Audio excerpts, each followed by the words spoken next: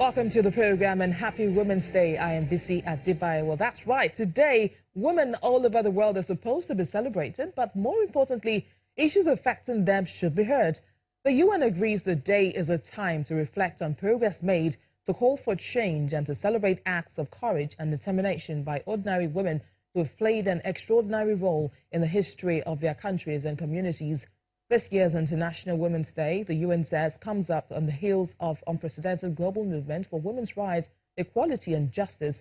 Remember the hashtags #MeToo and Time's Up? Sexual harassment, violence and discrimination against women has captured headlines and public discourse, propelled by a rising determination for change. Here's a glimpse of worldwide celebrations.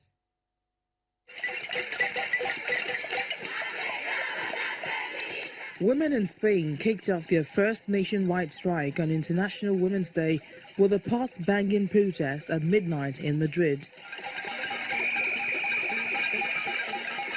The walkout aims to highlight discrimination, harassment and violence against Spanish women, which the organizers see as a product of macho attitudes.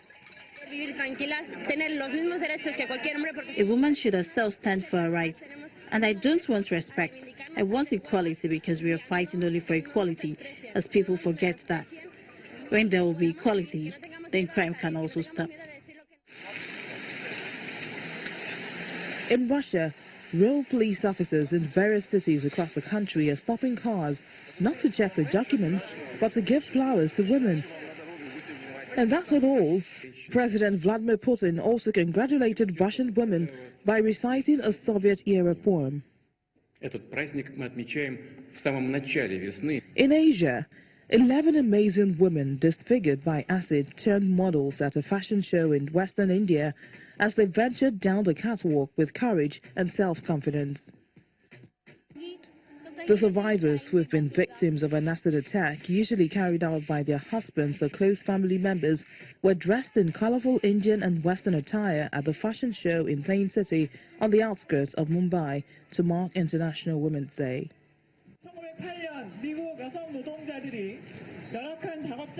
Meanwhile, hundreds of South Koreans staged a protest in support of the #MeToo movement on International Women's Day.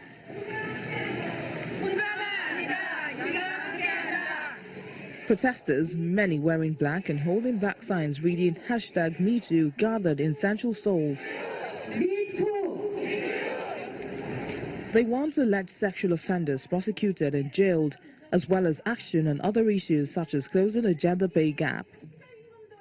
In the Middle East, some 2,000 women from dozens of countries set up from Istanbul for Turkey's border with Syria.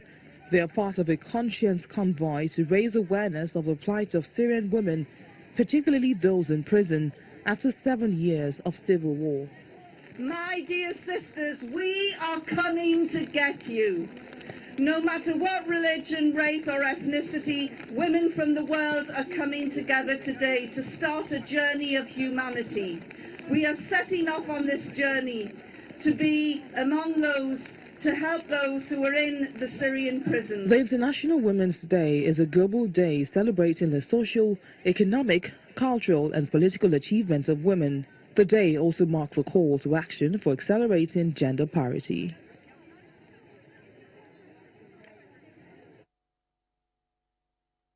Meanwhile, back here in Lagos, the British High Commission hosted the Women at the Risk International Foundation, WARIF, and members of the government and private sector to a reception on sexual and gender-based violence against women and girls. In her address, the British Deputy High Commissioner, Laurie Buffield, acknowledged that it is often a difficult subject to talk about, but that it's important to break the silence around the topic. There was also a sobering testimonial of a rape survivor who, after multiple incidents of sexual assault, was speaking for the first time about her experience on camera. Despite her ordeal, she encouraged survivors to speak up against sexual violence. Chose to have an evening tonight focused on violence against women and girls and sexual violence because I think we need to break the silence and start talking about this and realize numbers. 180 million Nigerians, half of whom are women. That's 90 million. A third of these women have been victims of violence That's 30 million Nigerian women, which means a third of the women that will be watching your program. We have to talk about this. We have to break the silence. And I'm so happy and proud that some women this evening were able to talk about their experience as victims of violence, to talk about how it enabled them to get back the power, that they were able to speak about it, realize they were not to blame, realize that this is omnipresent, and we have to constitute a critical mass that starts speaking about this and saying enough is enough. Let us stop the violence. Let us respect women. Let us understand that to be a modern man is not to abuse women, but to respect women and to live peacefully alongside them. And unless we start working on this, our societies will be deeply flawed.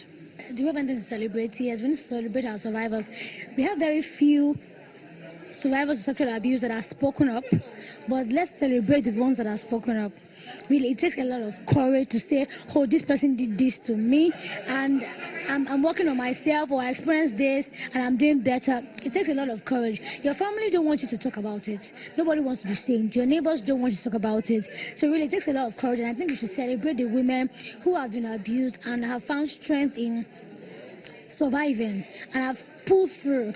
And then we need to also by doing that, we're encouraging the ones that have gone through it, that are still having issues, or those that are going through it now, to know that there is hope. It might seem like that has happened, it's the end of the world, I was raped, my uncle did this, my auntie did this, but there is hope. Because no matter, it is in the midst of darkness that you would readily identify light. So there is hope. Let's celebrate the women that have experienced all sorts and have come through. It might not even be sexual abuse. It can be abuse of any kind, poverty or whatever it is.